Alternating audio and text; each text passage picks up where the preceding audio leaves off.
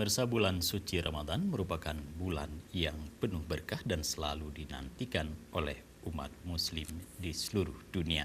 Selain menjadi bulan yang memperbanyak ibadah, bulan Ramadan juga mampu mendatangkan berkah ekonomi bagi masyarakat.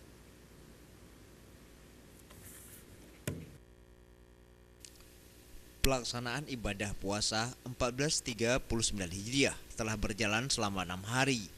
Dan selama bulan puasa tersebut, umat Islam selalu saja berlomba-lomba untuk beribadah kepada Allah Subhanahu wa taala dalam berbagai tatanan kehidupan, baik kehidupan dengan Sang Pencipta maupun dalam kehidupan sosial antar sesama warga.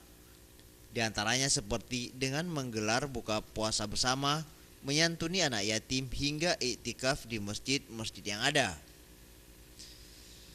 Selain memperbanyak ibadah kepada Allah, bulan suci Ramadan juga dinilai mampu mendatangkan berkah ekonomi bagi masyarakat.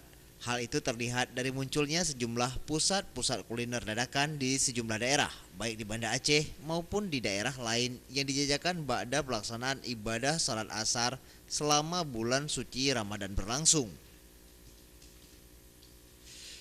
Tim Liputan Aceh TV.